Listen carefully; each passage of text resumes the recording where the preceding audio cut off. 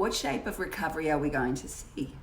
V-shaped, U-shaped, L-shaped? What are all the shapes and what do they mean? Hi, this is Jo with the OK Group, and here's my weekly update dated April 28th, 2020. Here's the shapes. There's four main shapes of recoveries. There's V, U, W, and L. Before I go a little bit further, let me explain. There's 18,650 economists in the USA alone, and all of them are chiming in right now with different thoughts and ideas. Some of them are even making up their own shapes and descriptions for what we're seeing. I don't claim to be an economist, I promise you, but I have researched and looked into the economists that in the past have given the most accurate assessments of what's going on, what's happening, and the ones that have expected outcomes in the past that have been accurate to what's actually happened. There's four major institutions that I listen to. They have the best team around them that money can buy. And how do we know this? They handle trillions of dollars of the richest people's money around the world. That's who I want to hear from right now. That's Goldman Sachs, JP Morgan, Morgan Stanley, Wells Fargo. And I know they've got their market and their team that are in Asia already documenting those vehicles and data for us already. So I stick with them. I want to show you a couple of things that's generating some chatter right now. A recent Reuters poll of 45 economists based in both USA and Europe predicting their shapes. Recovery.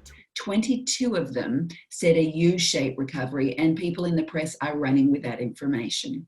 When we dug a little deeper into other accounts and shape definitions, it gave me a little bit more background, and it might help you too. A U-shaped means a slow decline, followed by a slow incline back to the previous climax. Another definition states that a U-shaped recovery involves a gradual or slower decline. That's not what's going on here. They turned out the lights. This situation doesn't really apply. V-shape means a fast, sharp decline down, which is what we've seen, followed by a strong, fast drive up.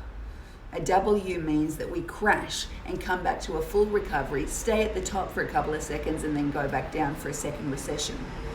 Now, going back to the Reuters poll I just showed you, 5 of those economists mentioned that they thought it would be a W. What they might be thinking is that it's going to bounce along the ground for a minute or two. A checkmarked and Nike swoosh-shaped brands are brand new.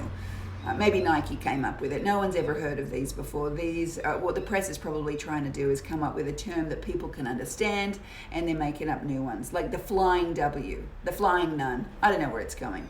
It's a wild one. The L shape is the only one to be afraid of. When it hits the bottom and just takes a turn like that and keeps on going. That's what happened in 2007. We don't want to hear about an L-shaped recovery. That is not great news. The COVID-19 recession might only be 1 or 2 months old, but a few signs of the always hoped for V-shaped recovery are starting to emerge. Great. That's a quote from John Normand. He's head of cross-asset fundamental and strategy over at JP Morgan. Very good source. Great news. The economists that have to look right now have always got to look at business science. They judge their decisions on similar slowdowns in the past. The thing that's different right now is that they have to look at health science as well as business science. How long will people's health be in jeopardy? Then on top of the business science and the health science, they have to look at social science. They're not used to looking at this one, so this is brand new for them. After the lights go back on, when all of this is said and done, and the general public and consumers go back to sort of say events or sporting events, or they start to travel again, when will they? How long will it take people to go back to their normal patterns? Historical analysis showed us that pandemics are usually V-shaped, sharp recessions that recover quickly enough to provide little damage to home prices. And some very cutting-edge search engine analysis by our information management team showed the current slowdown is playing out similarly this far. Fabulous. John Burns Consulting. Great information. Okay, folks, let's shift gears a little bit and jump into some super hyper-local facts for Northeast Los Angeles, single-family homes and income properties. 55. So there's a lot of activity of single-family homes that are selling or active to be sold. 63 active. 55 under contract and 55 that are pending at the moment in our area. There's people that have to sell under these circumstances. There's people that have to move under these circumstances. And what's great is there's enough activity in our little area right here to take care of those families that are moving out or in to our lovely Northeast LA. There's 10 new active 2 to 4 units that have come on the market between 1st of April and 28th, and they're under active contract, so still doing their due diligence and inspections and so on. There's 12, and pending. Pending should be the ones that have actually gone through due diligence and are now not taking any more offers, and there's 26. A lot of activity. My job is to contrast and compare so that you have as much information as possible to decide what you want to do with your home and your finances. If anything changes, you know I'll be bringing it to you as soon as I hear about it.